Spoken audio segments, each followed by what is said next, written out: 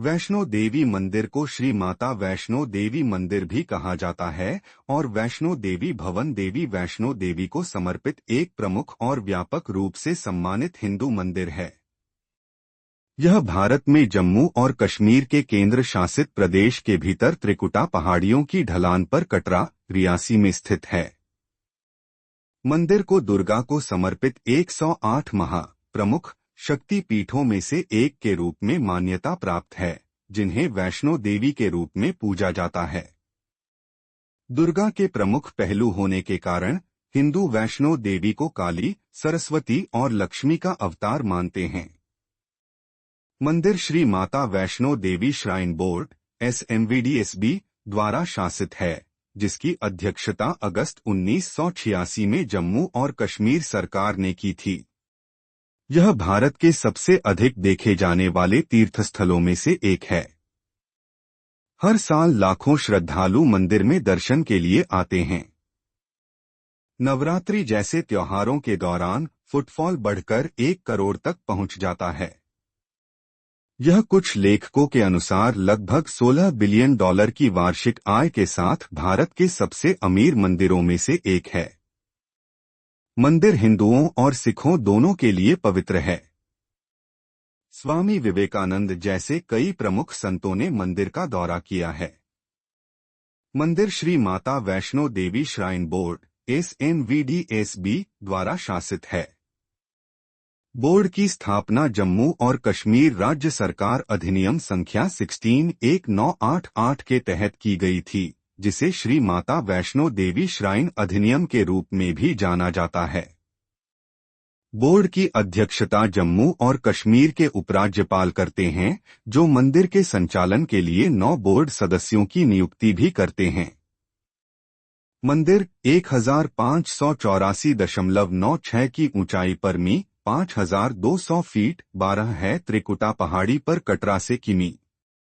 यह लगभग 61 है जम्मू शहर से किमी। पवित्र गुफा के एक भूवैज्ञानिक अध्ययन ने इसकी आयु लगभग 1 लाख वर्ष होने का संकेत दिया है।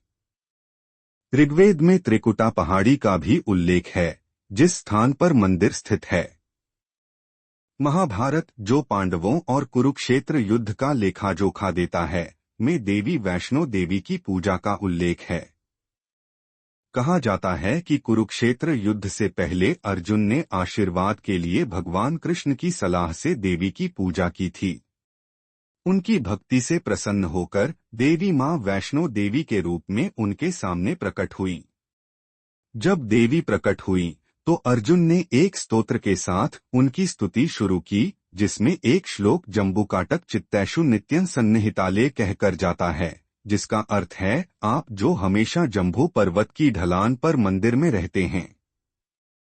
शायद देवी की ओर इशारा करते हुए।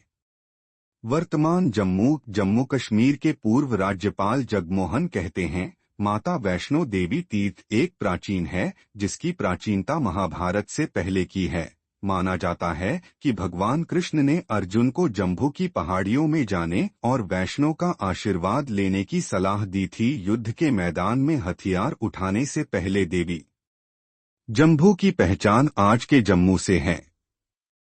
अर्जुन वैष्णो देवी की पूजा करते हुए उन्हें सर्वोच्च योगी कहते हैं, जो जीर्णता और क्षय से मुक्त हैं, जो वेदों की माता हैं और वेदांत के विज्ञान हैं, और जो विजय के दाता हैं और स्वयं विजय का अवतार हैं। आमतौर पर यह भी माना जाता है कि पांडवों ने सबसे पहले कोल कंडोली और भवन में मंदिरों का निर्माण देवी मां के प्रति श्रद्धा और कृतज्ञता में किया था। एक पहाड़ पर त्रिकुटा पर्वत के ठीक बगल में और पवित्र गुफा के सामने 5 पत्थर की संरचनाएं हैं, जिन्हें 5 पांडवों की चट्टान का प्रतीक माना जाता है। एक प्रसिद्ध हिंदू तांत्रिक भैरव नाथ ने युवा वैष्णो देवी को एक कृषि मेले में देखा और उसके प्यार में पागल हो गए।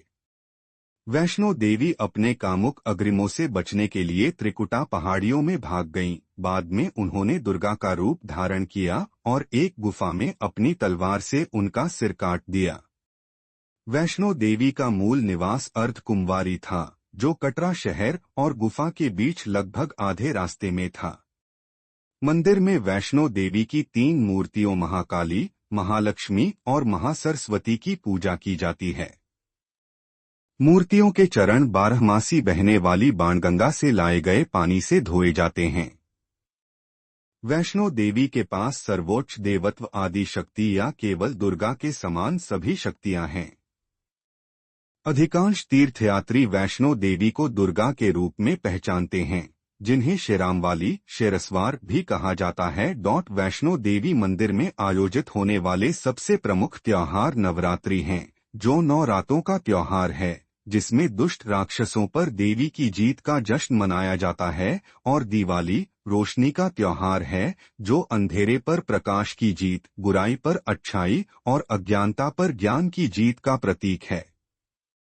श्राइन बोर्ड ने कटरा में रेलवे स्टेशन और बस स्टैंड के पास वैष्णवी धाम, सरस्वती धाम, कालिका धाम, निहारिका यात्री निवास, शक्ति भवन और आशीर्वाद भवन जैसे गेस्ट हाउस भी बनाए हैं। सर्दियों के मौसम में दिसंबर से जनवरी तक वैष्णो देवी मंदिर बर्फ से ढका रहता है। भले ही इन दिनों के दौरान मंदिर बंद नहीं होगा, मंदिर में आने वाले लोगों को भारी ऊनी, विडचीटर, टोपी और दस्ताने लाने की सलाह दी जाती है। हालांकि मंदिर प्रबंधन चढ़ाई के दौरान मुफ्त कंबल प्रदान करता है। इन पहाड़ियों को त्रिकुटा पर्वत कहते हैं। यहीं पर लगभग 5200 फीट की ऊंचाई माता रानी का मंदिर स्थित है। यह भारत में तिरुमला वेंकटेश्वर मंदिर के बाद दूसरा सर्वाधिक देखा जाने वाला धार्मिक तीर्थ स्थल है। त्रिकुटा की पहाड़ियों पर स्थित एक गुफा में माता वैष्णो देवी की स्वयंभू 3 मूर्तियां हैं। देवी काली दाएं, सरस्वती बाएं और लक्ष्मी मध्य पिंडी के रूप में गुफा में विराजमान हैं। इन तीनों पिंडियों के सम्मिलित रूप को वैष्णो देवी माता कहा जाता है। वहीं इस स्थान को माता का भवन कहा जाता है। पवित्र गुफा की लंबाई 98 फीट है। इस गुफा में एक बड़ा चबूतरा बना हुआ है। इस चबूतरे पर माता का आसन है, जहां देवी विराजमान रहती हैं। भवन वह स्थान है जहां माता ने भैरवनाथ का वध किया था। प्राचीन गुफा के समक्ष भैरव का शरीर मौजूद है और उसका सिर उड़कर 3 किलोमीटर दूर भैरव घाटी में चला गया और शरीर यहां रह गया। जिस स्थान पर सिर गिरा, आज उस स्थान को भैरवनाथ के मंदिर के नाम से जाना जाता है। कटरा से ही वैष्णो देवी की पैदल चढ़ाई शुरू होती है, जो भवन तक करीब 13 किलोमीटर और भैरव मंदिर तक 14.5 किलोमीटर है। हनुमान जी को प्यास लगने पर माता ने उनके आग्रह पर धनुष से पहाड़ पर एक बाण चलाकर जलधारा को निकाला और उस जल में अपने केश धोए। आज यह पवित्र जलधारा बाणगंगा के नाम से जानी जाती है, जिसके पवित्र जल का पान करने या इससे स्नान करने से भक्तों की सारी व्याधियां दूर हो जाती हैं। एक बार माता ने पंडित श्रीधर को उसी कन्या वैष्णवी ने स्वन में आकर गुफा के बारे में बताया और 3 पिंडियों के दर्शन कराए। पंडित श्रीधर त्रिकुटा पर्वत की ओर उसी रास्ते आगे बढ़े जो उन्होंने सपने में देखा था। अंततः वे गुफा के द्वार पर पहुंचे। श्रीधर पंडित को मां वैष्णो के साक्षात दर्शन इसी गुफा के अंदर हुए। उन्होंने तय किया कि वह अपना सारा जीवन मां की सेवा करेंगे और पिंडियों की पूजा को अपनी दिनचर्या बना ली। देवी उनकी पूजा से प्रसन्न होकर उन्हें 4 बेटों का वरदान व आशीर्वाद दिया। तब से श्रीधर और उनके वंशज देवी मां वैष्णो देवी की पूजा करते आ रहे हैं। जब कोई पहली बार किसी जगह पर जाता है तो उसकी यादें कुछ खास होती हैं। यादों को संजोना और उन्हें अपने जीवन से जोड़ना भला किसे अच्छा नहीं लगता है। मेरी भी काफी समय से एक ख्वाहिश थी कि वैष्णो देवी की यात्रा पर जाऊं। अपनी मां और नानी के मुंह से कई बार सुना था कि इस यात्रा का अनुभव कुछ अलग ही होता है। यूं समझिए कि कुछ समय के लिए आप भक्ति में सराबोर हो जाते हैं और प्रेम से बोलो जय माता दी के जयकारे की गूंज में डूब जाते हैं। यात्रा के लिए श्रद्धालुओं को सबसे पहले अपना पंजीकरण कराना होता है। इसके लिए भुगतान करने की आवश्यकता नहीं है। यहां से आपको पंजीकरण की पर्ची मिल जाएगी।